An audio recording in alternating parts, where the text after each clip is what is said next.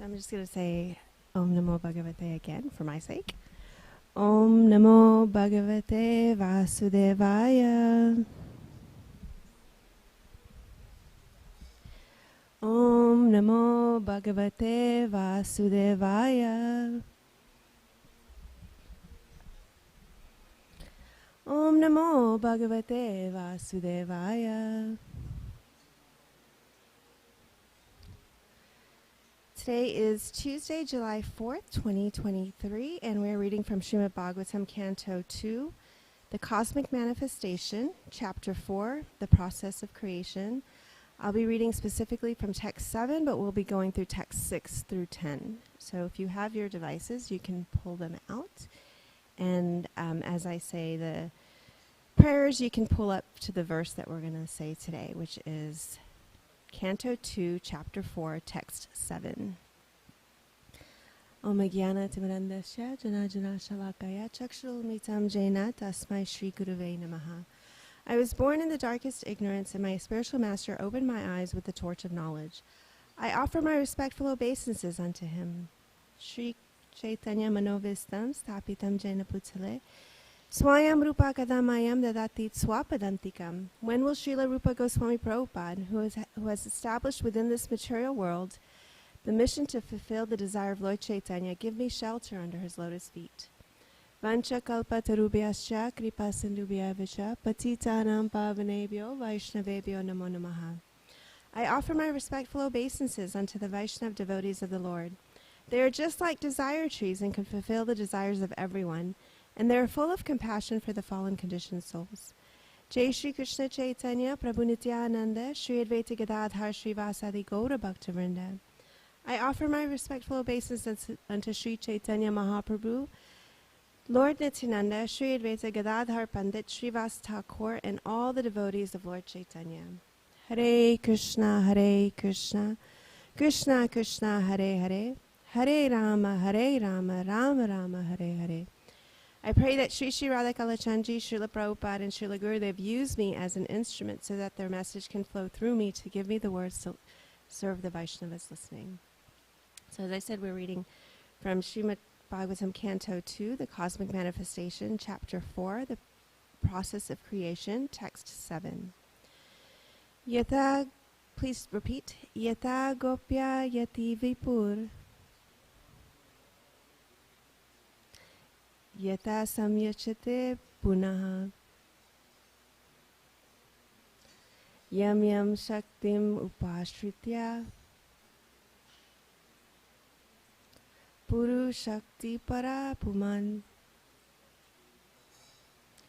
Atmanam kridan. Karoti vikarataye cha. Does anyone want to chant? You have it up? Yata gopayati vibur. Yata samyachate punaha. Yam yam shaktim upashritya. Puru shakti parapuman. Atmanam kridan. Karoti vikaroti cha. Translation: Yata, as, Gopayati, maintains, Vibhu, the great, Yata, as, Samyachate, winds up, Puna, again, Yam, as, Shaktim, energies, Upashritya, by employing, Puru Shakti, the all-powerful, Para, the supreme, Puman, personality of Godhead, Atmanam, plenary, expansion, Hridayan, having engaged them, Hridan, also personally being engaged, Karoti, does them, vikaroti, and causes to be done. Cha, and. Translation and purport by His Divine Grace A.C. Bhaktivedanta Swami Srila Prabhupada. Kindly describe how the Supreme Lord, who is all-powerful, engages His different energies and different expansions in maintaining and again winding up the phenomenal world in the sporting spirit of a player. Purport. In the Katha Upanishad 2.2.13, the Supreme Lord is described as the chief eternal being amongst all other eternal individual beings. Nityo Nityanam, Chetanas Chetanam. And the Supreme Lord, who maintains innumerable other individual living beings, Eko Bahunam Yada Yo Vidadati Kaman. So all living entities, both in the conditioned state and in the liberated state, are maintained by the Almighty Supreme Lord. Such maintenance is effected by the Lord through His different expansions of self and three principal energies, namely internal, external, and marginal energies. The living entities are His marginal energies, and some of them, in the confidence of the Lord, are entrusted with the work of creation also, as are Brahma, Marichi, etc. And the acts of creation are inspired by the Lord unto them. Tene Brahma Rida. The external energy, Maya, is also impregnated with the jivas, or conditioned souls. The unconditioned marginal potency acts in the spiritual kingdom, and the Lord, by His different plenary expansions, maintains them in different transcendental relations displayed in the spiritual sky. So the one Supreme Personality of Godhead manifests Himself in many, Bahusham, and thus all diversities are in Him. He is in all diversities, although He is nevertheless different from all of them. That is the inconceivable mystic power of the Lord. And as such, everything is simultaneously one with and different from Him by His inconceivable potencies. Achinta Beda Beda Tattva. So I'll go back and read texts 6 through 10 and repeat this one as well. Text 6. I beg to know from you how the personality of Godhead, by His personal energies, creates these phenomenal universes as they are, which are inconceivable even to the great demigods. Kindly describe how the Supreme Lord, who is all-powerful, engages His different energies and different expansions in maintaining and again winding up the phenomenal world in the sporting spirit of a player. O learned Brahmana, the transcendental activities of the Lord are all wonderful, and they appear inconceivable because even great endeavors by many learned scholars have still proved insufficient for understanding them. The Supreme Personality of Godhead is one, whether He alone acts with the modes of material nature, or simultaneously expands in many forms, or expands consecutively to direct the modes of nature. Kindly clear up all these doubtful inquiries, because you are not only vastly learned in the Vedic literatures and self-realized in transcendence, but are also a great devotee of the Lord, and are therefore as good as the personality of Godhead. So today is the 4th of July, as I said, which is a major holiday here in the U.S., right? It's celebrated as Independence Day, the day that the country of the United States declared its independence from Great Britain, the UK, United Kingdom. So we'll talk about this concept of independence and freedom and tie it into the verses that describe God's qualities today. So what do the words freedom and independence mean to you? Anyone want to share?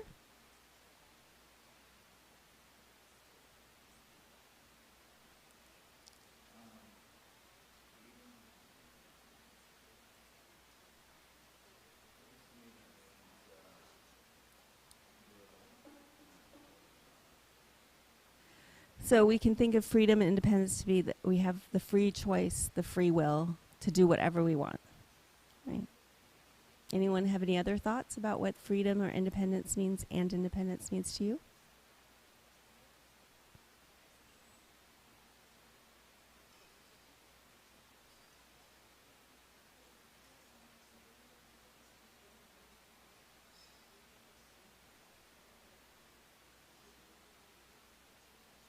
So she's saying we don't have any, in reality, we don't have any independence or freedom other than the free will to choose Krishna or not choose Krishna, right? Yeah, it's true. We think we have freedom. We want freedom, right? And we see this from a very early age. I see it with my nieces and nephews, right, as they're growing up, right? When one of my nephew's almost 3, and he loves saying, "I can do it myself," right? That's we try to establish this independence as early as possible, as quickly as we can, right? My niece, like, she started saying that when she was like 1. You know, she'd be like, "I want to do it. I can do it," right? So we have this idea that we are independent. You know, I often pride myself on my own independence, that I don't need anybody. I can do things on my own. But reality is we are dependent on so many things, right? So when we learn about history, and as Narottam Prabhu had mentioned, that I am a physician, but I've also been teaching, so I'm also a teacher of history. And so, you know, when we learn about history, we learned that on July 4th, the Declaration of Independence was signed back in 1776. And in that, we have that famous sentence, right? Does anybody know which, the Declaration of Independence, the famous phrase from it? "We hold these truths to be self-evident, that all men are created equal, and that they are endowed by their Creator with certain unalienable rights, that among these are life, liberty, and the pursuit of happiness." So it first says that these truths are self-evident. And truths are generally self-evident, right? Like, you don't need to prove a truth. Like, it's there. The sky is blue. You see it. There's no way to prove it because you see it, right? So that's a self-evident proof, right? Like, it's truth that's self-evident. So freedom is self-evident because we have the freedom and independence to choose, as you said, what we want to do and how we want to live our lives. That by we're endowed with this freedom by the Creator, right? By God. So it says it right here in the Declaration of Independence that the Creator provides us with these freedoms. And they are life, liberty, and the pursuit of happiness.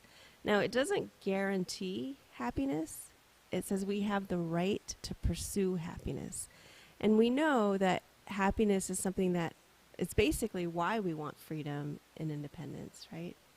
Anybody think there's another reason for freedom and independence? It comes down to happiness, right? We think we know what's going to make us happy. We think we know what's going to make us feel good, bring us success, joy. So we want to exhibit this independence. So, you know, it says we're guaranteed life, liberty. Liberty is another word for freedom, right? These freedoms. And life is not guaranteed for anyone because death is guaranteed, right? But in the meantime, it's saying we have the right to live until death comes. And then it says liberty. So those are the parts of the Declaration of Independence that everybody knows. But, you know, we have the right to life, liberty, and the pursuit of happiness. Well, liberty or freedom, as she astutely pointed out, is an illusion, right? We don't really have any freedom. We're restricted by time, right? The world is temporary. Death is guaranteed. So the moment we're born, our clock starts ticking, right? And we're restricted by the laws of nature, right? We're restricted by the 3 kinds of miseries, right? The miseries that we experience from nature, like extreme hot weather or extreme cold weather or tornadoes, hurricanes, even pleasant weather, right? Like we're bound by that. We're restricted by miseries that we cause to each other, right? So if we've ever been around other people, we know that we can be miserable around other people. And that's why sometimes we want to declare our independence from other people. We think, okay, I'm going to go live out in the woods because then I don't have to deal with people and experience the misery from other people. But then there's like bugs and animals and mosquitoes, and those are other entities as well that can give us misery. They can also bring us joy. And then the miseries that were caused by our own mind, our own body, right? And that's really where all the misery comes from. But if we look at this, like the misery that we cause on each other, the temporary nature, like being controlled by the three modes of nature, Prabhupada says, this material world is no place for a sane gentleman or gentlewoman, right? Just by these conditions that we have, we don't have any freedom.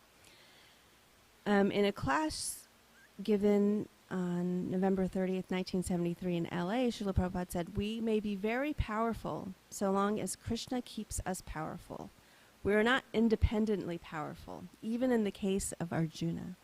So even a great warrior like Arjuna, who's known to be very powerful, still depended on Krishna. So none of us are independent. We're dependent on so many things. We're dependent on each other. Even like currently I can say I'm independent. I live by myself. I do, take care of myself. But I'm dependent on, I guess, farmers from far away to, grow the food that I can buy at the grocery store. I'm dependent on the grocery store to be open. I'm dependent on the fuel trucks to come. I'm dependent on my car to run. Right? There's so many things that throughout my day that I'm dependent on. And even if I were to say, okay, I'm going to go move to a farm and grow my own food and, not have to travel anywhere and depend on a car, I would still be dependent on nature to provide rain and sun and weather, all these things that we need. So really the correct term is we are interdependent. None of us are independent. We're interdependent on each other. We all bring something to the table that all of us can live with each other with, right? So, continuing on, Srila Prabhupada in the purport of Bhagavad Gita 5.15 says, the living entity is completely dependent in their distress and happiness.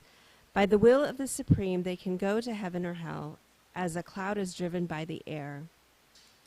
So, again, this reiterates that we are dependent on our happiness and distress until we learn that we're not, right? This is the whole point of reading the Srimad Bhagavatam, of reading the Bhagavad Gita, is that we learn that we are not dependent on others for our happiness and distress. That comes from connecting back to Krishna, learning who we are.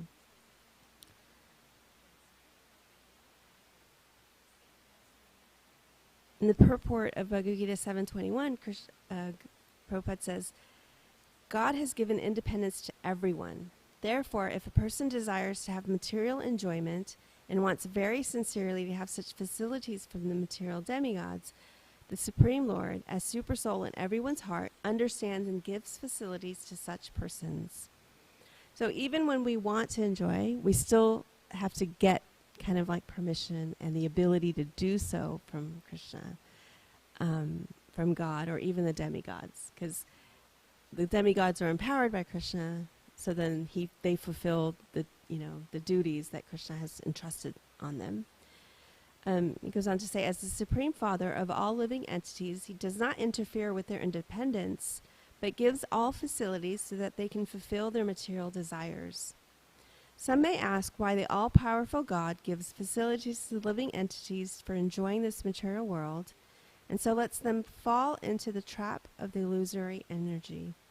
The answer is that if the Supreme Lord, as Supersoul, does not give such facilities, then there is no meaning to independence. Therefore, he gives everyone full independence, and whatever one likes, but his ultimate instruction we find in Bhagavad Gita, one should give up all other engagements and fully surrender unto him. That will make one happy. So again, this reiterates this point that we have independence. We have this minute level of independence that we can either decide to choose Krishna or not choose him, right? Or we choose Maya. And when we choose Krishna, we're saying we understand that we're dependent on so many things, and therefore we choose to be dependent on Krishna, right? We can, whether we choose to be dependent or not, we're still very dependent, as we explained, that we have no freedom, we have no independence from any of these things, you know. So Prabhupada says in a lecture on October 7, 1968, dependence is not bad if there is dependence on the proper place. We learn how things are to be done. Independence, artificial independence, is no good always. Practically, we have no independence. I may think of independence, but practically I have no independence. I am servant of my senses.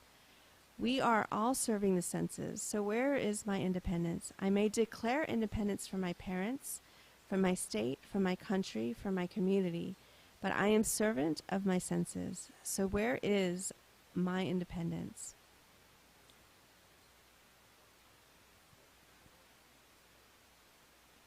So we've been saying that the independence we have is whether we choose Krishna or not choose Krishna. And if we go back to the verses from today, Maharaj Parikshit is, he's describing the glories of Krishna, and he's saying that we want to attach ourselves to this glorious person who's all-powerful. But we see that so many people are not, right? Like, this is the question that he has here, that he has doubts that he wants Sukadeva Goswami, his spiritual teacher, to teach him about. So he's even saying, like, he's given up he's king, and he's given up that independence to inquire from someone else. He's listening submissively. He's depending on someone else for his answers. So he's asking, who is God? Who is this person that we're dependent on? Krishna says in the Bhagavad Gita 9:10, this material nature, which is one of my energies, is working under my direction, producing all moving and non-moving beings. Under its rule, this manifestation is created and annihilated again and again. So this verse describes the greatness of Krishna, right? The greatness of God. That everything is working under his direction. Whether, he's directing everything, and everything is created and annihilated under his rule. Like, he's it. Like, he's deciding everything. So we can see that God is great, and we can't measure his greatness. Because he says this is actually just only one of his potencies, of his energies. So he continues to say in Bhagavad Gita 10:40-41, there is no end to my divine manifestations. This is after he's described all of his qualities, all of his greatness, that he's the intelligence of the intelligence, he's the power of the powerful, he's, of all the seasons, he's spring, right? He describes how he's like the best of everything. And then he says, there is no end to my divine manifestations. What I've spoken to you is but a mere indication of my infinite opulences. Know that all opulent, beautiful, and glorious creations spring from but a spark of my splendor. Krishna displays his unlimited potency in so many ways, right? Like, if we look around the pictures, the drawings that we have of Krishna, we see so many different ways that he displays his potencies. Like, he's lifting Govardhan when he's just a young boy with his pinky, right? And all of the inhabitants of Vrindavan think the men are doing it, and so he's like, oh, okay, I'll let go, and they struggle to, so he puts his pinky back up, right? That's unlimiting display, his unlimited potency on display. He marries 16,108 wives and maintains each and every one of them equally, as we know from the story of Narada Muni, the pastime where Narada Muni expands himself and goes to every single palace. And it's not just like clones of Krishna that are doing the same thing in every, 16,000 houses. He's doing different things. And some he's taking a nap, and another he's, playing, and another he's, he's doing different things. He's actually expanded himself. He's not just mirroring each, all the different versions of himself. So we can see from this example that Narada Muni has the same qualities of Krishna, being able to expand himself, to be able to witness this act, to witness this. And Prabhupada says in today's purport that we have the same qualities of Krishna, right? We have that. And when we learn to be dependent on Krishna, we learn to use our independence in service to Krishna, then we are able to tap into this unlimited qualities that we have. It's just in the same qualities, it's just in smaller portions, right? Like minute versions of it. But we have all the same qualities that Krishna has. So we have to really take this time to understand that we're dependent on Krishna, that we're dependent on each other, that we're dependent on nature, that we're dependent on the material world. And if we learn to use all of these dependencies to further our service to Krishna, then we'll really be exhibiting our independence, right? So it's like, in order to really be independent, we have to admit that we're dependent. And we have to admit who we're dependent to. So one of the things that I like to do on the 4th of July, Independence Day, is think about all the things that I want to declare independence from, right? Freedom from. And how can I use that declaration of independence to help me further my dependence on Krishna, to actually be independent? There's some things that I'm very dependent on, like I've shared previously. I'm super addicted to TV, right? And watching, binging Netflix on end, it really deprives you of your independence. But it's like, it feels like an expression of my independence, right?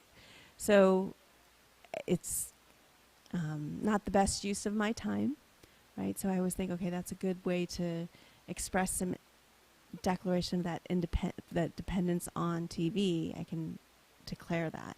Sometimes we have a dependence on complacency or comfort, right? So we're not really doing the best that we can, or really diving into our services because we're comfortable in the role that we are, and we don't know if we take on more services if we'll be able to handle it, or if it will, how it will be. Will we be able to do it? Will we be too tired? Will we have the time? Like, we have all these uncertainty and doubts that can cloud us from acting, from pursuing our highest self. Does anyone want to share some of the things that is personal, but, we can share some of the things that you feel maybe, hey, this is something I can declare my independence from today?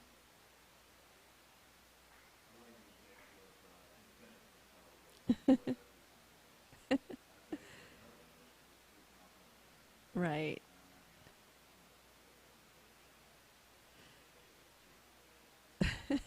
So the comment here is declaring independence from TV is a strong and powerful one, but as is wasting time on the internet. And that can be from like scrolling, what we call doom scrolling on Facebook or Instagram, YouTube even, right? So many different ways that we've learned to spend our time that doesn't necessarily help us to achieve whatever goals, whether they're material, spiritual, whatever goals they are. These activities don't help us achieve them. And if we have our material goals dovetailed into our spiritual goals, right? So one of the things that I like, Narottam mentioned that I'm a public speaker, right? So if I speak on behalf of spiritual topics and educating people, then it's taking some, like a material goal and using it in Krishna's service. And sometimes I also get complacent. I'm very comfortable speaking in front of large audiences, but then you think about, oh God, I've got to prepare a speech and what am I going to wear and how am I going to go there and, like all this stuff. And then you're like, it's just easier not to do anything. So again, it's like we can declare that complacency, declare independence from that complacency as well. Anyone else want to share what they feel that they can declare independence from?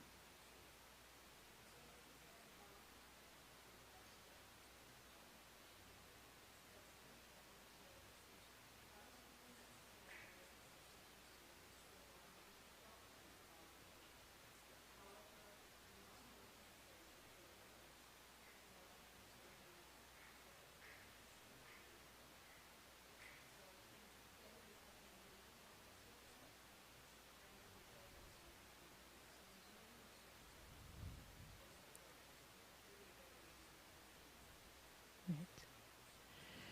So she's saying declaring independence of discussing mundane topics. We call that prajalpa, right? So that's the term for mundane topics. Discussing mundane topics is prajalpa. Definitely a great one. And, I find that even amongst my non-devotee friends, that especially if you have friends that you have some sort of depth with them, you do discuss more in deeper topics, right? And you learn how to bring up Krishna without bringing up Krishna. So even those mundane topics start to become spiritual, right? So we can talk about something, mundane, like, I'm taking, just for example, it's not my personal, but taking my kids out to the zoo and blah, blah, blah. And then, you can mention, I've also taken them to the temple and they've done this, right? You could kind of tie it in there. Or, sometimes you start talking about the state of the world, right? And there's like so much chaos and so much misery. And then you think, sometimes you can come to like, I wonder what the plan of the divine is or what's going on. And, get a good discussion on that. Sometimes what helps me to have more insight on how to speak about spiritual topics without seeming like I'm speaking about spiritual topics is listening to other people, how they speak about spiritual topics, right? So not just Krishna conscious speakers, but others as well. And so you get an idea of the words people use or how people say the same things that we say, but differently. And so sometimes people hear things, we can say the same thing as someone else, but we use different words. And because of the words we use, how we said it, our tone and inflection, they may receive it better, right, than someone else. Or even just the timing of it, right? I often discuss about how when my spiritual master was here, Tamal Krishna Goswami, and I would sit and lecture, and I had no clue what he was talking about. Like, I just loved listening to his voice, but I was too young to really pay attention to what he was saying. And now that I listen to those lectures, recordings, and even some of the ones that I was physically there for, I was like, wow, I've never heard this before, or it hits me differently. Or if I'm listening to it, like it's my third or fourth time, it's like I pick something else up from it that I didn't hear before. And so, we see that even when we read these things over and over again. I've shared before, one of the things that I do is I read 2 verses of Bhagavad Gita every day, which means that I finish the Gita in a year, and then I repeat. And every time, like, I'll pick something else up from the verse, from the purport, and it's almost like I'm reading it again for the first time, right? So it's like we all change who we are, and so sometimes when you're talking to someone and you mention something, you never know how the words you use and how you say it will hit them even later on, right? So you're always planting seeds everywhere, even when we're discussing mundane topics.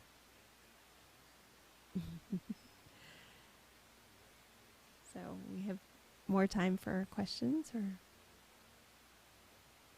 comments. Yes, yes.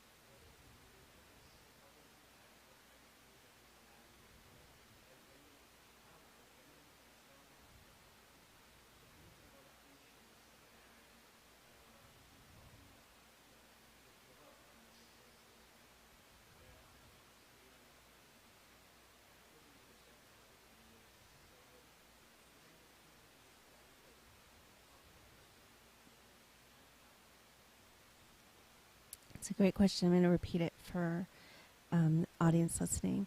So the comment first was that it almost seems like independence is a bad thing because it's our independence that we wanted to express that independence, and that's why we're here in the material world. We wanted to be independent of Krishna. And then we learned that really the best thing is we express that independence properly, right? So we can be independent from our habits and use that to further our dependence. But sometimes like that dependence and happiness seem to be contradictory. Like if we're dependent, how can we be happy? And again, it's about being dependent on the proper thing, as Prabhupada says. We have to find that we have to be dependent on the proper, what was the verse, way he said it?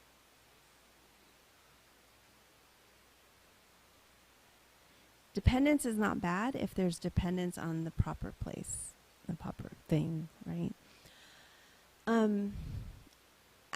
One example that comes to mind on dependence and happiness is if we look at how life happened during the pandemic. We were in lockdown. We lost, association with each other in some ways, right? Because we had our family, maybe our, bubble that we shared and we saw regularly, but we lost that connection with everybody else, right? And we tried to gain it through internet, but it's not the same as coming to the temple, as associating together. We still gave Srimad Bhagavatam class, and there was nobody in the temple room, right? And that's different. People are still listening out, in the internet. It's different, though, when we're sitting together. And as someone who really is forthright about my own independence, it really led me to see how dependent I really was on people, even, people I didn't know.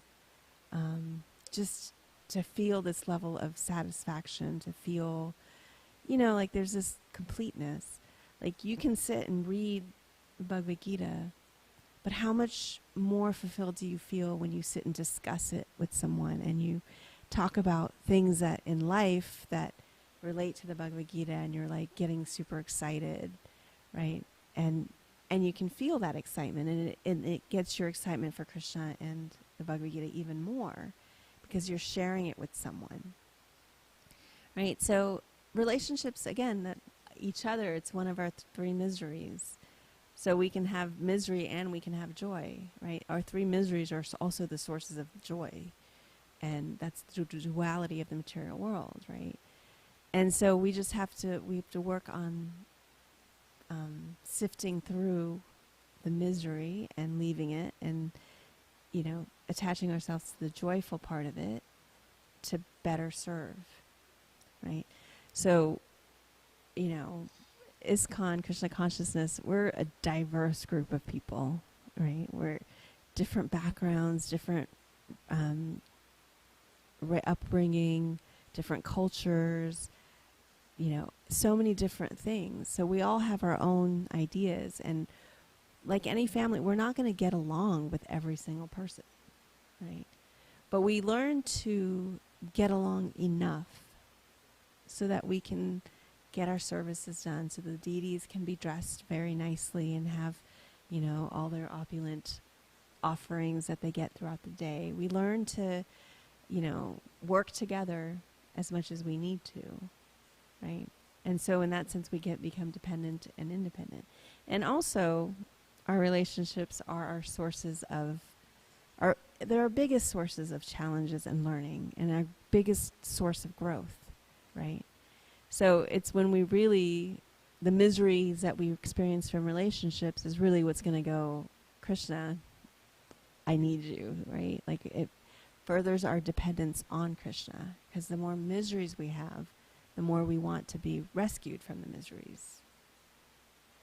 So I hope that answers your question. Does anyone else have anything they want to share? So we're very dependent on these wonderful roads for grinding all the chandan that we're going to use for this Sunday. Very well. So with that, I'll end and we can go take prasadam early. Dharantara Srimad Bhagavatam ki Jai.